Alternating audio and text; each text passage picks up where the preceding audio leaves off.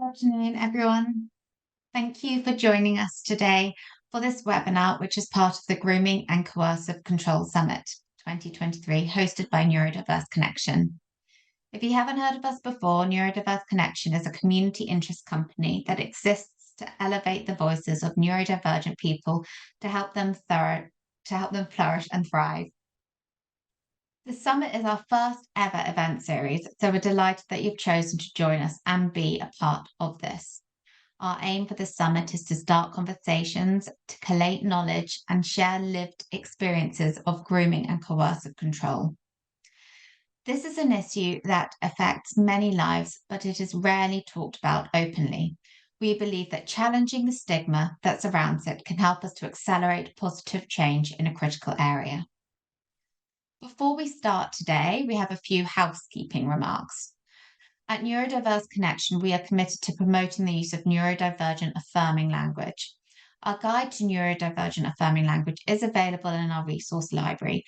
However, please note that in these webinars, as with any content we host or share that has input from other organisations or parties, we cannot guarantee that the preferred neurodivergent affirming terminology is always used.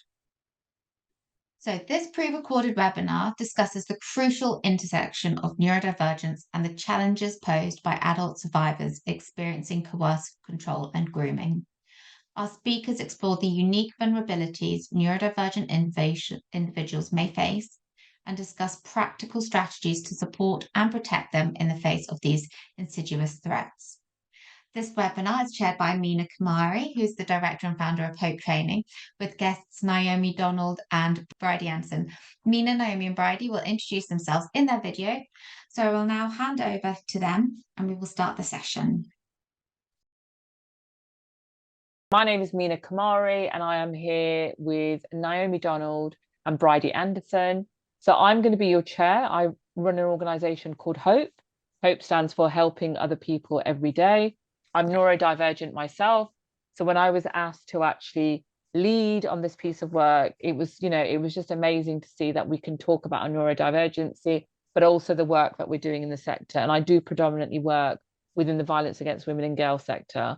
I'm just going to ask Naomi Donald to introduce herself to the audience, and then I'll ask Bridie to do the same thing. Naomi, if I could come to you first, please. Thank you, Meena. Hi, everybody. My name's Naomi Donald. I am a survivor of domestic abuse from my teenage years into early childhood. And I am also diagnosed with neurodiverse conditions as a result of the abuse. I also founded a CIC called PODS, Protect Our Daughters and Sons. So I spend my time now working with young people to really share education and resources around helping young people navigate toxic and abusive relationships. Brilliant, thanks, Naomi. And Bridie, can I ask you just to tell the audience who you are? Yeah, hi everybody, my name's Bridie. I work for a variety of different charities. But predominantly they support adults who have experienced or are experiencing domestic abuse predominantly, and sexual abuse and violence. My background is in policing, so I did a lot of work in policing, and prior to that I worked for adult social care as a day service social worker, working for people and with people with learning disabilities and neurodiversity. So yeah, thank you for having me. Brilliant, thank you both. So just to put a bit of context behind kind of why we're here today, I'm just going to explain something to our audience, that when we talk about neurodivergent people and their likelihood of experiencing grooming and coercive control, we are seeing that of course they can experience it, but we're also seeing what are some of the barriers to accessing appropriate services and support. So a lot of these harmful experiences obviously can be really damaging, but also it's almost intensified by the challenges faced by neurodivergent individuals. So when I personally from Hope got an email from Jill at Neurodiverse Connection asking Hope to collaborate on a series of webinars looking at neurodivergent experiences, particularly of coercive and controlling behaviour and grooming, I mean, I didn't want to turn that down. And when we were set up, my organisation was set up on the notion of helping other people every day. And that means selecting all of society, not just a few people kind of in society. And I just want to just remind anyone that's listening to this webinar, please look after yourself. Self-care is really, really important. We are going to be talking about things that are personal, in particular to Naomi as a survivor of domestic abuse and coercive control. And just to remind you that when we talk about coercive controlling behaviour, we're referring to a pattern of acts usually employed by an individual to dominate, manipulate, or control another person. But we're also going to be talking about things like intimidation, isolation, financial and economic abuse, surveillance, and psychological abuse as well.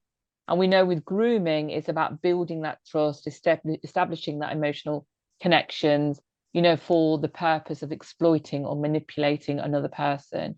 So I just wanted to make that really clear, that when we talk about that language, that's kind of what we mean.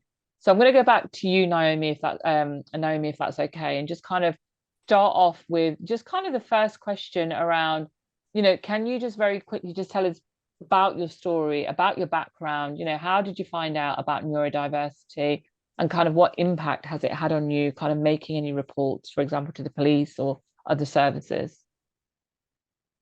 Thank you, Meena. So a little bit about me. As I said in my introduction, I experienced domestic abuse quite early on as a teenager, and it went on into early adulthood.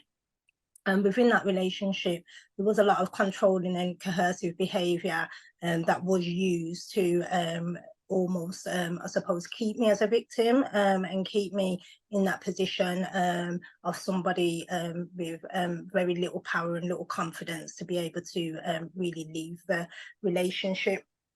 So the abuse that I went through started off really as mental abuse, a lot of verbal abuse, and I didn't recognise it as abuse between the ages of 13 and 16.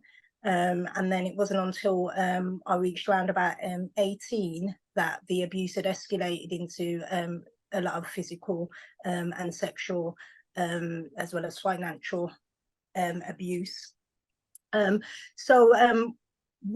Being in a relationship and being so young, I didn't really have an understanding of anything to do with neurodiversity.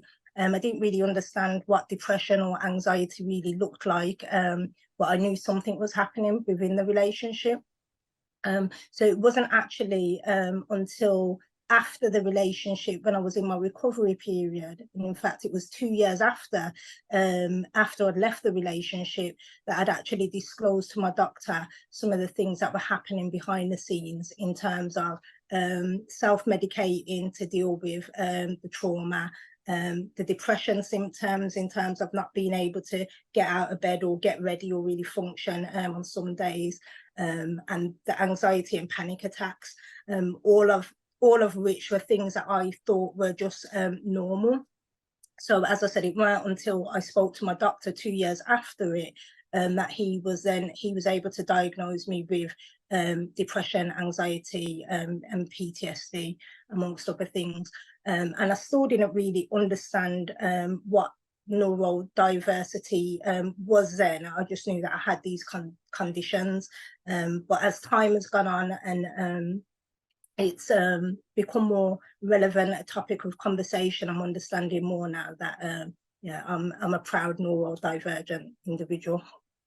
Yeah, brilliant. Thank you so much, Naomi. And Bridie, I mean, just listening to what Naomi is just saying about her experiences and then having that diagnosis and going to the GP, just thinking about your frontline practice work, because you work a lot with survivors who are also neurodivergent.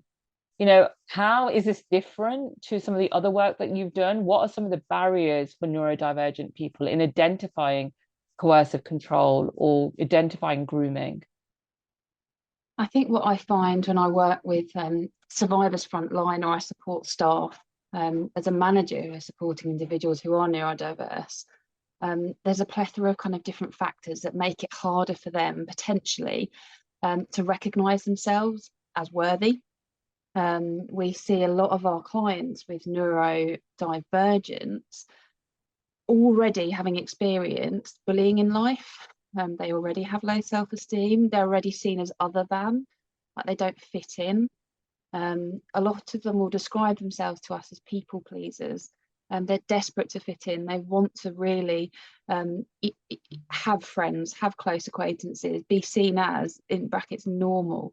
And so you get individuals who are neurotypical, maybe blaming, shaming, ridiculing neurodiverse individuals throughout their lives. This leads to them being more vulnerable in a way around their self-esteem. Therefore, it can be harder for them to identify when they're being abused, because they might seem that actually this is normal, this is what I have to do to fit in.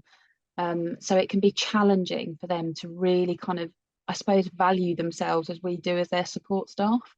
And a lot of the work that we have to do as a service is around supporting them in a way that not only meets their needs in terms of their neurodiversity, so we might have to have sessions that are a lot shorter in time. We might have to have sessions out and about in nature rather than sat face to face in an office. We might have to have sessions. We've got a member of staff who goes walking. They do their one-to-one support sessions walking because this particular individual that we support is neurodivergent and can't stand that face-to-face. She finds it just too much. So they walk and talk.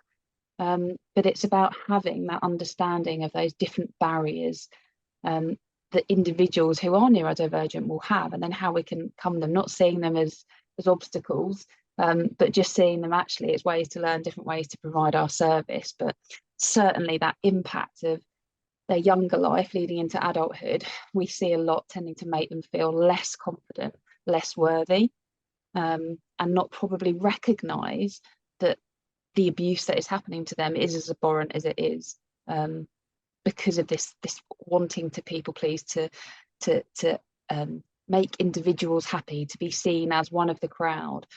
They might not register those boundaries, those healthy boundaries, to keep them safe, as neurotypical people may. And it's difficult for neurotypical people. We know the perpetrators of domestic abuse and sexual violence are manipulative, they're strategic, and they can be quite relentless. So for our neurodiverse individuals, that is kind of amplified, because they have those existing life experiences that kind of compound on their own self-esteem. Yeah, I mean, that's a really good point that you've just raised about the difference in recognizing that level of abuse and just kind of where do they go to get that level of information, but also really important for any services that are listening to this webinar back. What are you putting in place for neurodivergent communities and people if they don't want that, you know, that structure of online meetings or face-to-face meetings? What flexibility do you have in your service? And I'm going to come back to you, Naomi, and just think about when you were experiencing coercive control, you know, in a very young age and kind of going into that adult age, how did you initially recognize the signs of abuse, and how might a neurodivergent, you know, individual, how would it impact their ability to recognize that sign of abuse? And I know Bridie's talked slightly about it. I'm really interested in your personal experience on it. Thank you. Yeah, I can relate to the people-pleasing element of it, in terms of wanting to keep everybody else happy. Like in my case, in terms of experiencing domestic abuse within the Black community, on top of it, that made it really, really difficult for me to be able to really go and seek help from anywhere without upsetting other people. And in terms of the resources, I suppose, that or the things that I found helpful back then would have been like outlets within like my friendship groups, as I felt like that was a safe place for me to be able to express myself.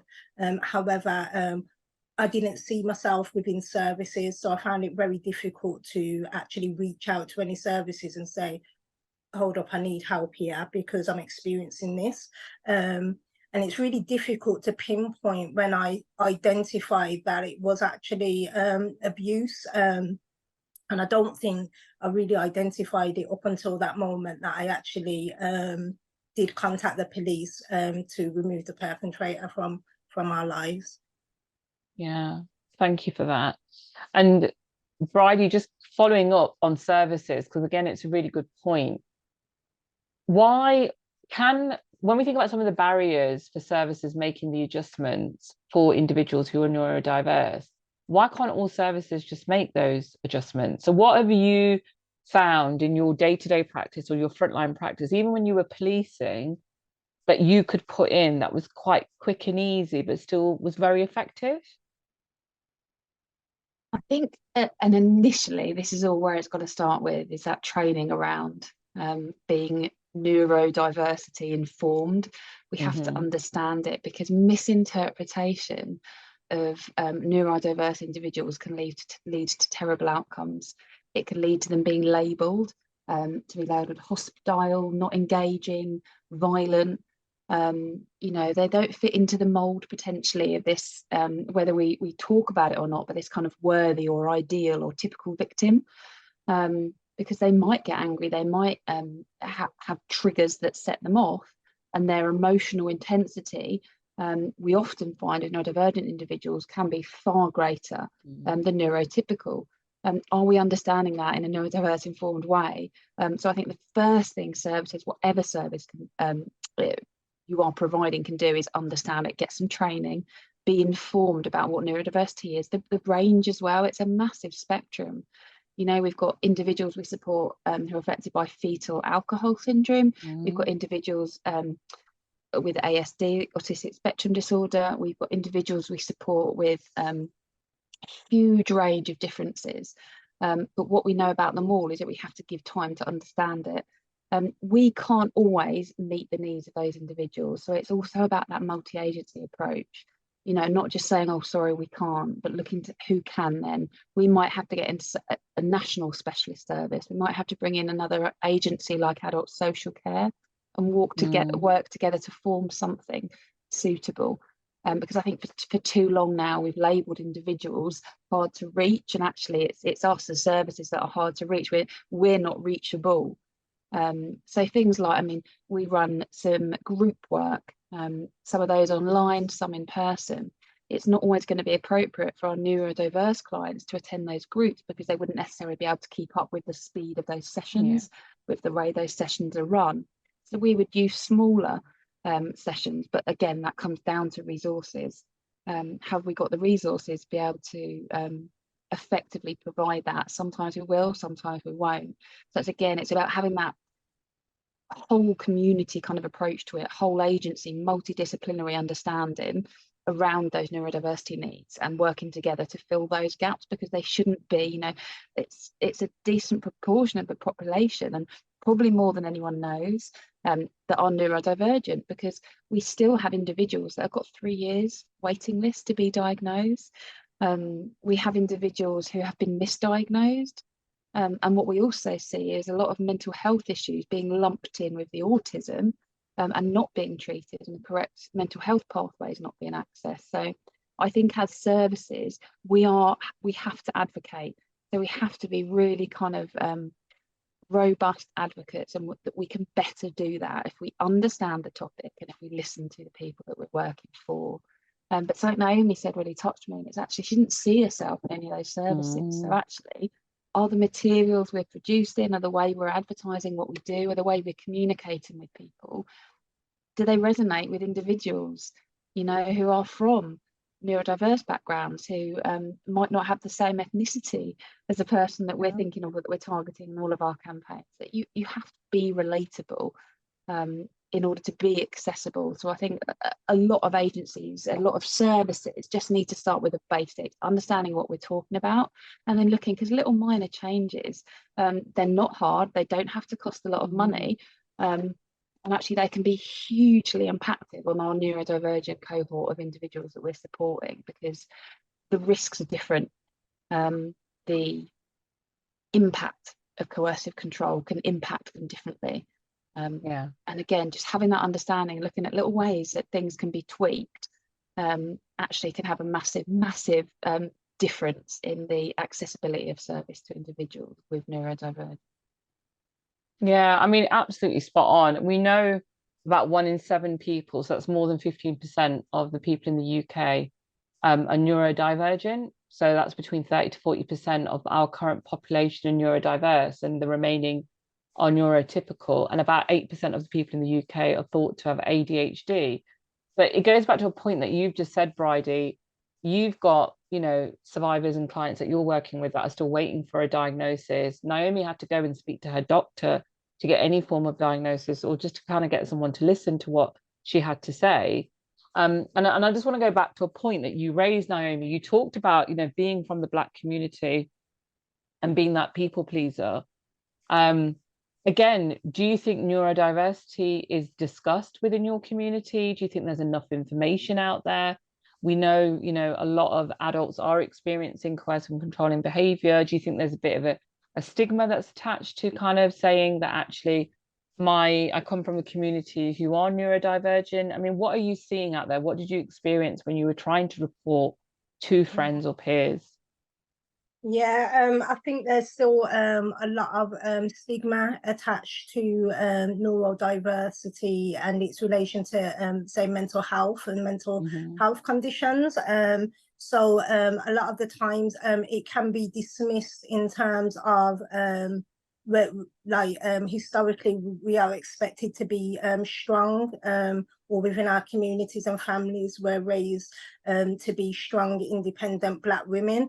So when you start feeling that you're not that because you are experiencing depression or anxiety as a result of the abuse, it's almost like, well, who can I go to with this? And one of my reflections, when I was reflecting on how I used to cope, it's almost like if I could be in my house depressed for 2 days, not speak to anyone, be in my bed, not eating, not sleeping very well, not really taking care of, like, even having a shower, things like that. But then the moment somebody picks up the phone to say they're coming to my house, that I'd literally put all of that away and make sure the house was tidy and I'm up and dressed and I'd present as okay. So it's almost like it's invisible. They're invisible illnesses within the community because they're not really spoken about, or if they are, it's almost like in a sense of that old school messaging of pull your socks up and get on with it. So yeah.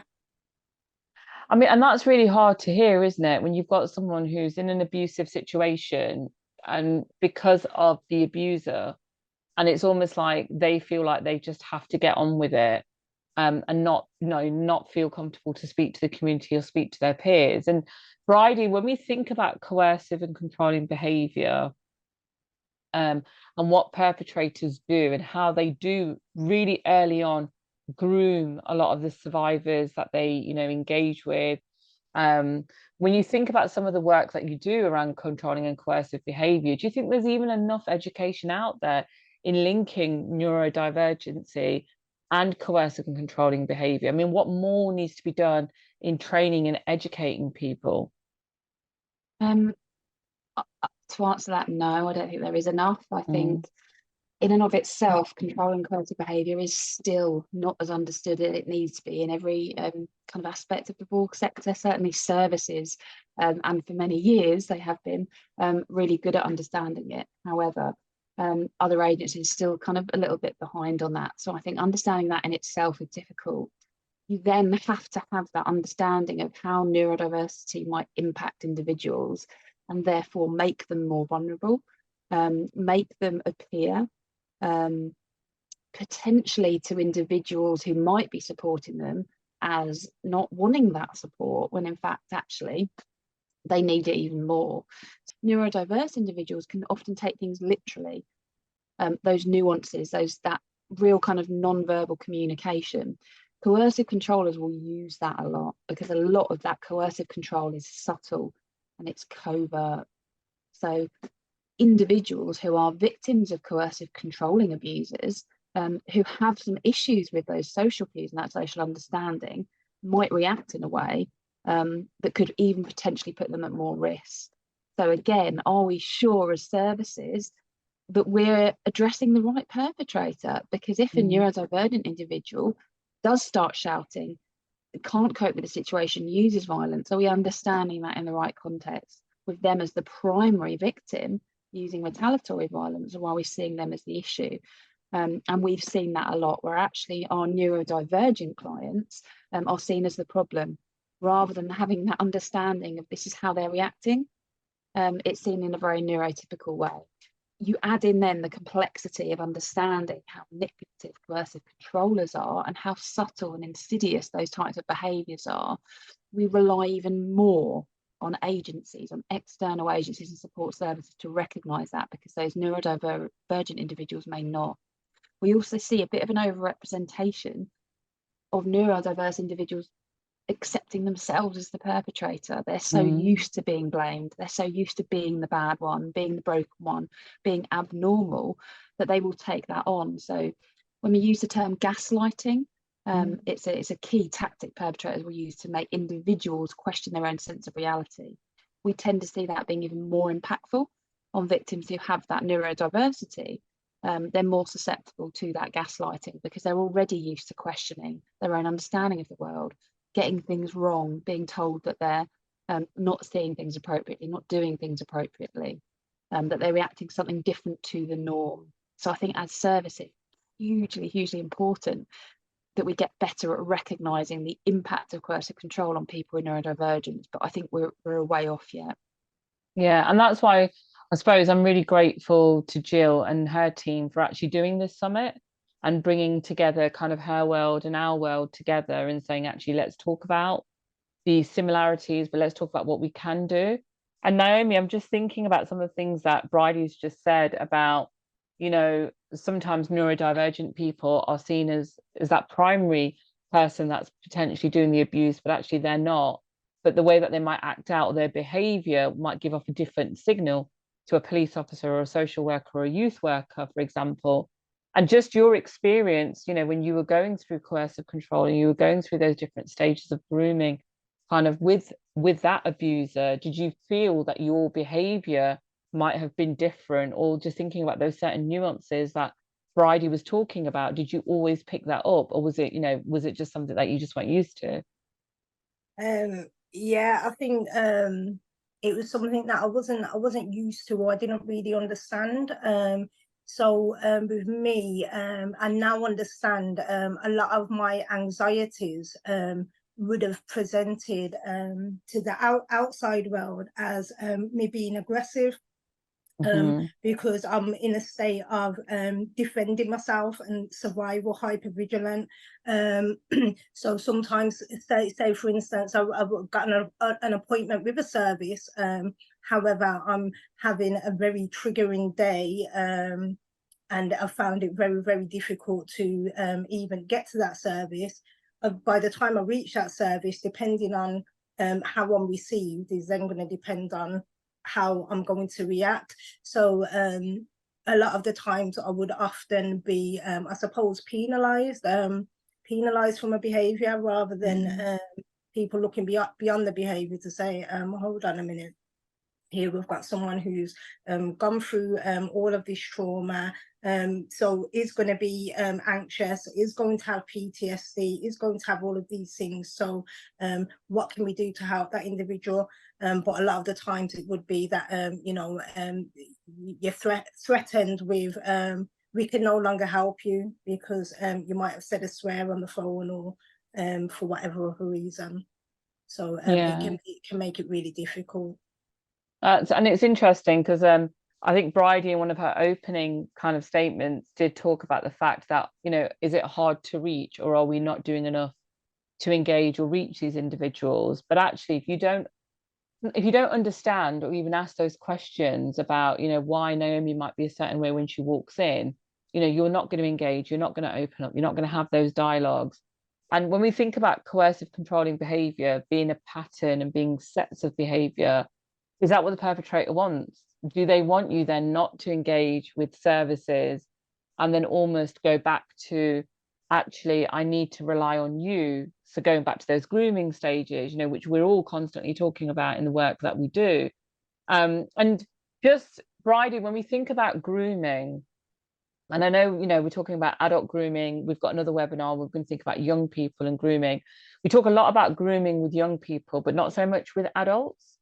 And it's something that we see a lot in our domestic abuse or coercive controlling kind of stages. And, you know, how often do you think a lot of the survivors you worked with realize that actually they were being groomed or they were being coercively controlled? I think for our service users with neurodiversity, that becomes a lot harder for them to identify as grooming. I've kind of touched on the fact that a lot of our neurodivergent clients already feel this kind of deficit in their lives of friendship, of a close confidant, of affection. This desire to fit in, and like we've mentioned earlier, to people please. And what we also get then is this desire to kind of conform. So if perpetrators are grooming, if they're offering this amazing kind of difference to what they're used to, so someone who's not targeting them, who's not saying that they're different, who's appreciating them, that's going to feel all the more special. What we also see are our neurodiverse clients tend to overshare information. Maybe they lack that ability to identify kind of boundaries of what's appropriate to share with whom in what context. And they will talk about this oversharing. Perpetrators who use grooming really kind of aim to get that oversharing, because what they'll do is they'll then use that to groom further, to make that individual, that adult, believe that actually they're the protector, they're here to kind of sweep them off their feet. What they're actually doing is using that information and holding it for a later time to then gain more control. So we're supporting clients at the moment who are coerced, groomed into providing some quite intimate photographs and videos, and then being threatened to disclose them, which is terrifying for them. And actually what we see potentially with our neurodiverse clients is that that's happening a lot sooner. So there's the subjects of the grooming. If you're neurodiverse, you tend to be far more open anyway, far more willing to kind of share this and trust, I suppose. So perpetrators who know how to groom, who know how to really target individuals to ascertain exactly what that individual needs and wants, what they're lacking in their life, what hole can I go and fill in order to gain that control over them. Individuals with neurodivergency actually are more likely to be able to give them that information without recognizing those boundaries, because of this desire to please individuals and to acquire this kind of love and respect and value they might find lacking throughout the rest of their life. And you know, you're absolutely right. And I'm going to come back to Naomi, because I could see her nodding when you were saying some of the things around, you know, just how perpetrators can gather that information really early on in those grooming stages. And, you know, are neurodivergent people more likely to give it up, you know, a lot easier, a lot quicker, let's say. And that's not at all wanting to victim blame anyone kind of in this scenario, because we all know perpetrators are incredibly manipulative, and, you know, they do things to, you know, victims all the time. But Naomi, I saw you kind of nodding away. Did some of what Bridie was saying really resonate with your story? Yeah, absolutely. Because I really feel like that's exactly how it happened for me in terms of meeting this individual. And I'll never forget, like, the first day or afternoon that I'd met him, he spent the rest of the day with me then, like, just talking to me, like giving me all the attention, even though he was really popular and had loads of friends. He chose to spend that time with me and wanted to know everything, every last little thing about, like, you know, me. And there's me thinking, oh wow, this person's giving me this attention, like, you know, I almost had like a anxious attachment like style, because of things that were probably missing within my own childhood. So yeah, it was very much get all the information and then use that information against you, because then within weeks it turned into, oh well, you know, your mum and your dad don't really like you, or, you know, this person doesn't really like you. So yeah, that information was definitely used then as part of the control and coercion that played out for a long while after as well. Like, you know, that information was then utilized for the rest of the relationship. Yeah, it's interesting how they hold on to it and then use it kind of against that individual. Bridie, what in the years that you've been practicing frontline, whether it's within policing or whether it's kind of third sector organizations, what advice or guidance would you give to any services that are listening to this webinar, that about what they can put in place. Because you said earlier, you know, there's some quite easy things that people can do. What have you found that has worked for you within your service? I think one of the biggest things is a quiet space. Having somewhere where that individual isn't having the kind of sensory overload which life can give them on a day-to-day basis. A lot of individuals who are neurodivergent have real kind of experiences of sensory overload in terms of noise, smells, people, sounds. So having just a quiet space can be massively impactful in terms of making it easier for them to talk to you. The ability to be mobile, to move about, to meet those needs. Like I said, with some of our staff, they'll go on walks. Some neurodivergent individuals prefer to be somewhere in the public, like a park or in nature. They find nature soothing. Some individuals prefer to come to a coffee shop to meet with individuals rather than what sometimes an office building can be quite authoritarian, especially if they've had negative experience previously with the authorities, the police, with children's services, because they've not been understood. So we have to understand those kind of intersectioning identities that people have who might be neurodivergent, as to why they're not being difficult, they're not hard to reach, they're just, this is a response to their experiences and how they've experienced it. So allowing more time for meetings, and not just fitting in. So again, we might have a time slot of an hour, we've got to do this or this particular day, actually being more flexible with diaries and just saying, actually, we might need to run a separate group for this individual. We might need to take a step back and actually spend a little bit more time working with them before we decide what pathway we're going to go down or what's going to work, because we need to get to know what works for them. What we've also found is really good, a member of staff I was talking to earlier was saying to me, is she might go up to a client who is neurodivergent and say, what do you want? And they might say, I don't know. Actually offering suggestions of what's worked for other neurodivergent individuals, she said, can be really helpful. So I've worked with a woman who is neurodivergent, and what she found was this. So again, it's breaking down that kind of feeling of isolation, like they're different. So using that inclusivity and that experience of other neurodivergent individuals to say this might work for you. And it doesn't take much. That empathetic, non-judgmental approach, understanding the impact of environmental factors that can be really triggering. So the quiet space, you having a calm tone, and you not reacting to what they are probably used to being seen as difficult behaviour. They might interrupt, they might not understand social cues. Taking the time to appreciate and understand them as individuals rather than clumping them into, well, socially that's not acceptable, you shouldn't interrupt or you shouldn't overtalk. Well, if it's part of their neurodivergence, then actually you're far more likely to get more out of them in a quieter space, and giving them that time. So little wins like that can be massive at encouraging people with neurodivergence to feel more accepted. Little things like posters as well. Posters, having some visibility, like we see you, that talk about neurodiversity, that talk about ASD, that actually say, look, we are here for you, you are welcome here, you are one of us.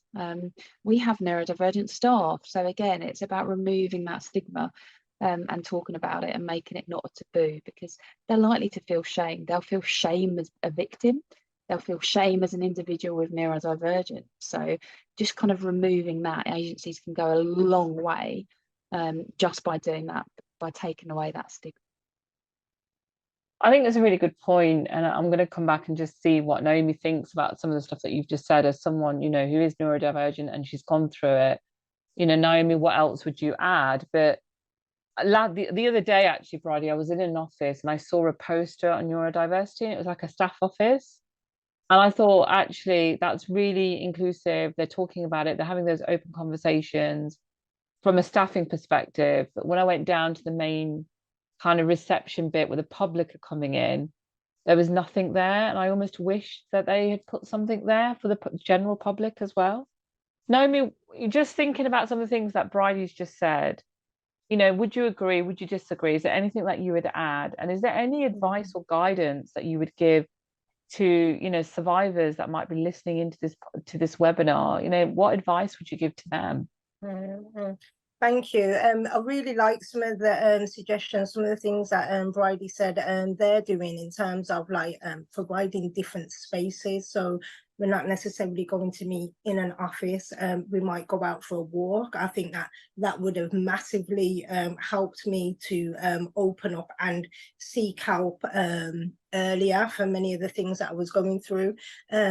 So I think, yeah, definitely about providing just different outlets and different ways that people can express themselves. I'm not sure if you mentioned it, but also through like creative outlets, through drawing or through writing in those types of spaces. But I think, again, what you said about providing services at different times during the day, sometimes like people need evening services or weekend services or morning services, but it is all, you know, it all works differently depending on the individual.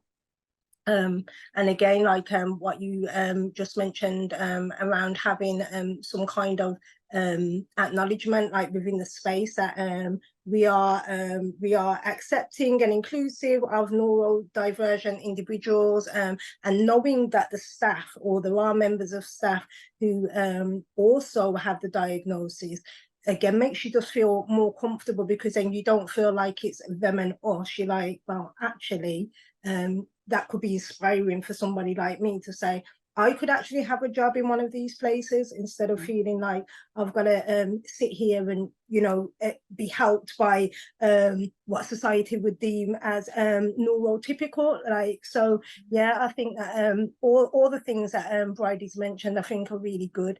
And yeah, just to add, I think just, yeah, really around like creative outlets for people to really yeah, seek help and get support. Brilliant. Thank you so much, Naomi. Thank you so much, Bridie, for your time today. Take care. Bye. Thank you. Bye.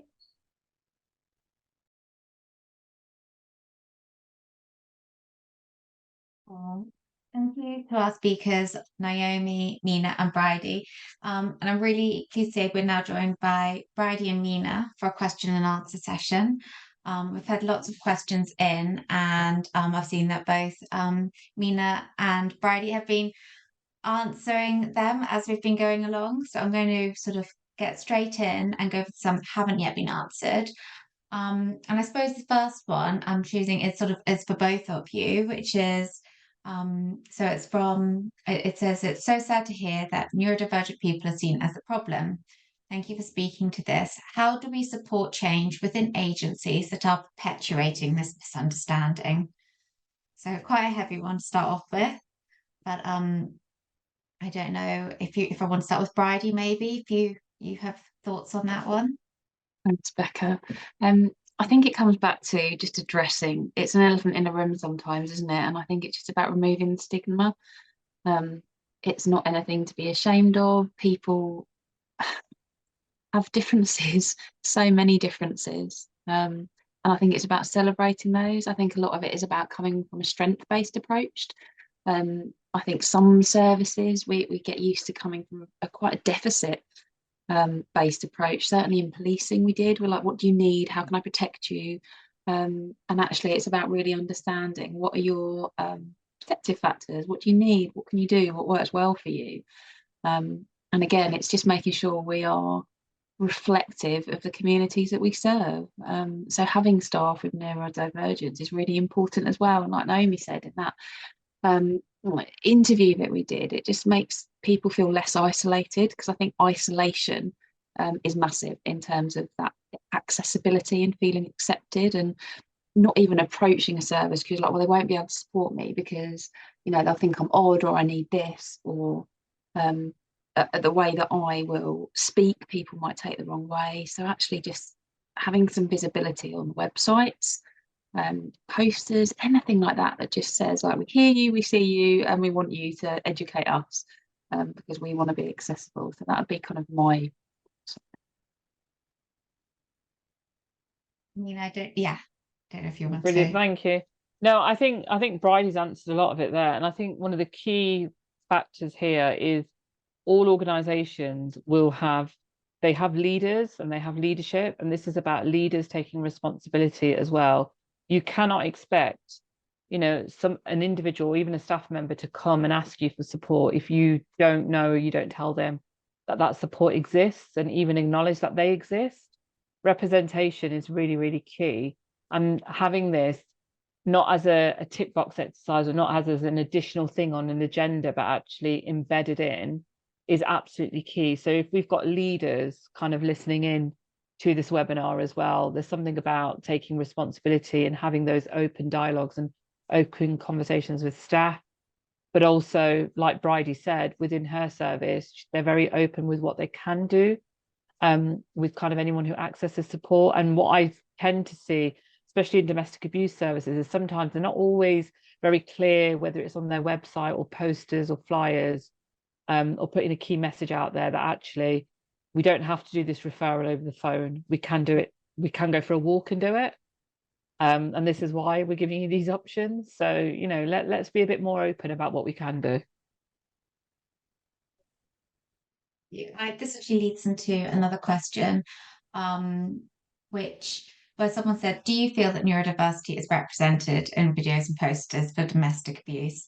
The questioner says that they cover 6 localities and no one has a specialty independent domestic violence advisor, and these patients have been placed as refused to engage and therefore not always receive the support required.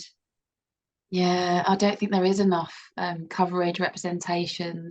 We need to shout more about it, because like Meena said, you know, these individuals aren't necessarily themselves going to do it, especially if they don't feel like they're going to be seen or heard. It's so prevalent, and it's so important that we're not misinterpreting how people are presenting. Like I said, and I hate the term they're failing to engage. Like, just that in itself, it's that failure. It's like we're already labeling them as lacking or not doing, and it's that box that we're trying to force people in, like, this is what it looks like if you want to get support from us. So I think a lot of it culturally, and how we get back to that acceptance, is about really being cautious of the language that we use, of making sure that we are exploring the reasons why an individual doesn't feel able to access our services, rather than jumping straight to they're failing to engage, or they're shouting, or they're rude to staff. Or is it because there's so much input? Are we doing it? Are we trying to make a phone call or do a Teams call in a really noisy office where they just can't function? So without having that understanding initially, it can be really, really difficult then to change that culture. So I think, no, there's not enough. I think we can all do better at expressing that our services are inclusive in a way that really talks to people with neurodiversity, but also that encourages them to use their voice, to come forward, and to not feel ashamed about what they're going to say. Yeah, I just agree. I think it's got to be embedded from day one, whether it's someone who's kind of gone for a job, and even like looking at job applications and actually, you know, how suitable are they for someone who is neurodivergent, to a service user who wants to go to a service to report domestic abuse. It's got to be embedded in across the whole culture of that organisation, because if it isn't, we're not doing a relevant and right justice for anyone who wants to come in and access support. This is about being open to all, and it's about understanding, you know, all needs. We don't always get it right, and it's okay. You know, if we get it wrong, we've got to admit when we get it wrong. But at the same time, you know, let's just start with trying to get it right and actually talking about it. And doing things like this is brilliant, because in the 18 years I've been practicing and working within domestic abuse, this is the first time I've been asked to cover something like this in 18 years. Another question was around, do you think that we need specific independent domestic violence advisors like you have for sort of young people and around housing? I think the domestic abuse working world has definitely changed. 5 years ago, 6 years ago, you know, 10 years ago, we didn't have, you know, CHISVers, we didn't have children and young people sexual violence workers, we didn't have YIPVers, you know, individuals working with young people impacted by domestic abuse. The other day I saw an advert for an IDVA, and it was an immigration IDVA. I wouldn't have seen that 5 years ago, 2 years ago, even last year. First time I've seen someone specialising in immigration and domestic abuse kind of rights. I haven't seen a lot around neurodiversity and independent domestic violence advisors. I'd also say if anyone's on here and you are attending training around domestic abuse, you should start to see more and more where your facilitators and trainers are really aware of neurodivergent learners as well as neurodivergent service users that you'll be kind of coming across. And if you're not seeing that in training, you should be asking the question, whether it's on webinars or whether it's on training. I would like to see a lot more within the workplace being quite specific. But in order for them to do that, the workplace need to understand what they're doing in the first place. So it goes back to that point that Bridie made about workplaces need to be a lot more clued up about what we're talking about today as well. I agree. I think it would be great to have individuals, potentially even who are neurodiverse, being kind of workplace champions, someone that you can visibly go to say, am I using the right language? What do I need to think about? How does that impact you? What can I do to make services better? So why not, like I said, we have specialists in LGBT community, in housing. I think upskill, train. And it's about it very much. We have to make sure our services are about doing with, not doing to. So I think absolutely there has to be that inclusion. A specific role will just even enhance that even more, giving someone that title. During the session, Naomi mentioned the impact of societal norms sort of being a barrier to accessing help. Sort of how can we support managing and moving through these barriers so people are feeling able to access support and are aware of it? I think for me, that's got to pervade beyond our professional and organisational practices. That's about life. That's about basic human rights of being respected, valued, afforded respect and kindness and empathy. So I think if we just understand it better on an individual level, we'll get better in all of our practices, because society, it does have real embedded norms sometimes that can be a massive challenge. I mean, just look at, we're in 2023 and there's still a gender pay gap. So we know that cultural change can sometimes feel like it goes at a glacial pace. Always being that upstander, always being that voice of someone, challenging language, challenging narratives that aren't informed around neurodiversity, just helps that, because you'll be surrounded by people who are neurodiverse and might not be diagnosed, might not understand that they are, might feel different. So the more we can just bring it into common parlance discussion and let people know that actually this is not something that needs to be hidden anymore, and culturally you're as accepted as anyone else, is I think where we kind of start. Yeah, I just want to again just agree with Bridie, and also with Naomi's experience, there was a lot of intersecting different aspects. It wasn't just about the neurodiversity, it was about her race and how she felt she was also going to be seen kind of by others. And we do, unfortunately, we still have got a pay gap in this country, but we also have a race pay gap. So it's being really mindful of the other intersections that do come in, including neurodiversity. So we know in domestic abuse, we will have someone who might come in where their sexuality might be different. They might have they might, their age might be different to mine, but also they might also be neurodiverse, but it might be very different to kind of how I present. So it's being mindful of that, but it's going back to what Bridie said, this is about just being good human beings, being mindful, showing empathy. We need to have a level of accountability in the work that we do when we're kind of serving those who are coming to us in their most time of need as well. A lot of the times with domestic abuse, we're dealing with crisis, especially with coercive and controlling behaviour. If you're being gaslighted and you don't really know where you can go for support and guidance, and Bridie's the first person you've kind of spoken to about your experience, Bridie's response to you is going to be really important, because that will kind of determine whether you're going to go back to Bridie or her service, or whether you're going to go back to Meena and what Meena does, or whether you don't come back to us. So it's really important. That intersectional approach is really important as well. I think on that as well, you reminded me about that unconscious bias. Like, we're not always going to get it right. Yeah. Meena educates me on a daily basis, and I think so that's the key about being good advocates, is being challengeable. If you can't be questioned and you think you're beyond challenge, then you've really got a bit of a blocker there. And that goes back to what Meena was saying about leadership. We've got to have that humility. We've got to be teachable, or else we're going to constantly be a blocker for learning. You know, I'll say language that isn't appropriate, but tell me and I'll change. And I think that's where we need to really encourage our workforce to be like that, to not be scared about it, to ask the questions, and to recognise that we all hold unconscious biases. My life experience is completely different to Meena's, as will every individual we support. And the impact, like Meena said, of that initial contact can literally set someone up to fail or set them up for a journey where they start to really discover meaningful and effective support. Thank you both. I'm afraid that's all we have time for today. So thank you to Meena and Bridie, and to Naomi, of course, for attending the session. It's been a real pleasure hosting you today. We are Neurodiverse Connection, and you can find us at ndconnection.co.uk. Follow us on Twitter at ndconnectionuk, and find us on LinkedIn. So again, thank you very much for joining us, and take care.